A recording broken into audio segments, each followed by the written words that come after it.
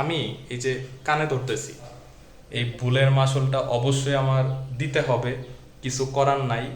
আমারও সেকেন্ড বার কানে ধরতেছি। ওয়ালটন রে সালাম।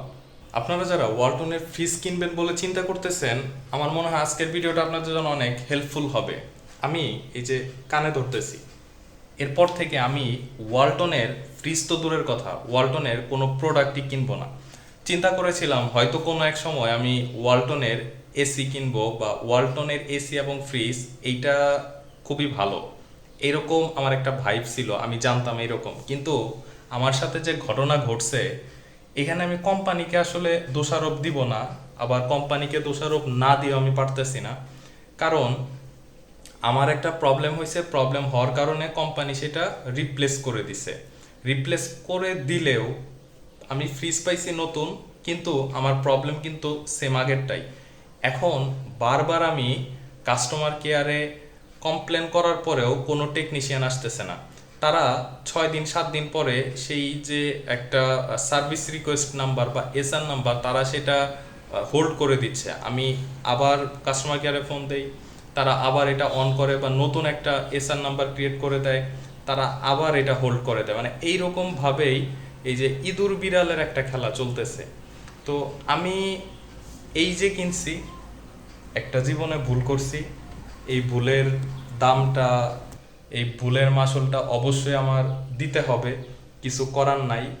আমি চেষ্টা করব যেন কোনোভাবেই আর এই ফ্রিজের কোনো সমস্যা না হয়, যেন কোনোভাবেই আর টেকনিশিয়ানদের কোনোভাবে ডাকতে না হয়।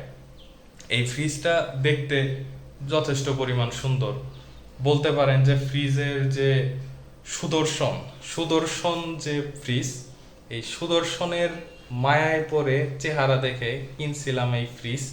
কিন্তু এখন এইটা কেনার পরে যে এত কাহিনী হবে সেটাও আমার জানা ছিল না। এখানে যে এরিয়া ম্যানেজার আছে, সে আমাকে যথেষ্ট পরিমাণ বুজুং বাজুং বুঝ দিছে, ইনডাইরেক্টলি অনেক বোঝানোর চেষ্টা করছে, অনেক ফোর্স করছে যেন আমি ফ্রিজ এটা রিপ্লেসের পর্যায়ে না যাই। সেকেন্ড হচ্ছে যে ব্রাঞ্চ ম্যানেজার, তিনি আমাকে অনেক বুজুং বাজুং বুঝ দিছে যেন আমি ফ্রিজটা সেকেন্ড বার আবার তাদের সার্ভিস সেন্টারে পাঠাই। সার্ভিস সেন্টারে পাঠানোর পর তারা এটা আবার দেখবে।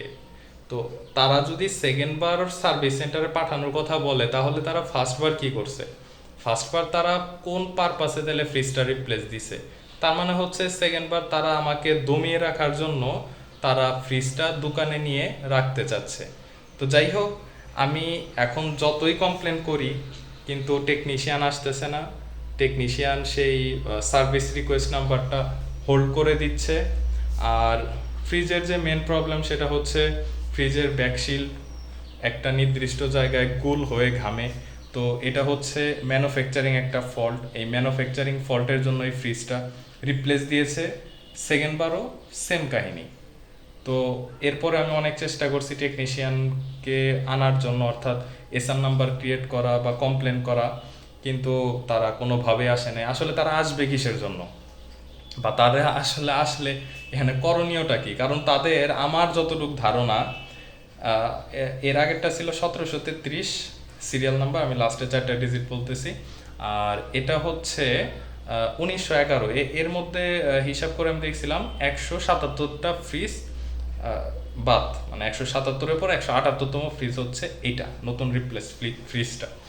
এখন 178তম ফ্রিজেও যদি সেই সেই যদি 177তম আগের ফ্রিজের মতোই সেম প্রবলেম থাকে, তার মানে এটা অবশ্যই ম্যানুফ্যাকচারিং একটা ফল্ট। আর তারা এখন তাদের যে টেকনিশিয়ান আসবে, টেকনিশিয়ান এসে আসলে কি বলবে, কি করবে? আর নতুন ফ্রিজে আমি ব্যাকশিল্ড খুলে ফোমিং গ্যাপ বা ফোমিং করে আবার সেই ফ্রিজ নিব, এটা আমি কখনোই মানবো না।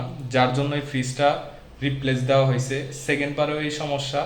এখন তারা জানে যে এই কাস্টমার এরকম গাড়তেরা, নতুন ফ্রিজে সে ওই রকমভাবে সার্ভিস নিবে না।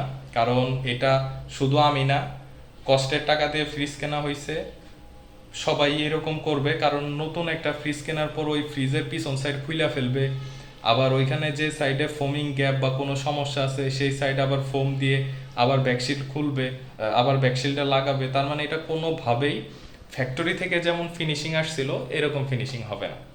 এরকম ফিনিশিং যদি না হয় আপনি মানবেন না, সেমভাবে আমি মানি নাই, যার জন্য রিপ্লেস পাইছি।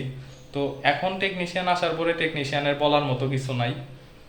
আর কোম্পানির কাছে ফোন দিলে, অর্থাৎ হটলাইনে ফোন দিলে তারা শুধুমাত্র এখন বলতেছে স্যার পাঠাচ্ছি, এটার জন্য আমরা আন্তরিকভাবে দুঃখিত, এখনও গেল না, কেন গেল না বুঝতে পারছি না, আপনি আরও কয়েকদিন ওয়েট করেন, আসবে আসবে, হ্যান ত্যান নানা বগিসগি কথাবার্তা।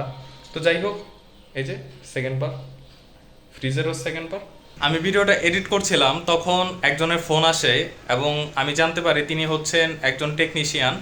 তো যে এসআর নাম্বারটা হোল্ড করা হয়েছিল, পরবর্তীতে আমি কল দেই, তো তখন আবার এসআর নাম্বারটা আবার রিওপেন করা হয়।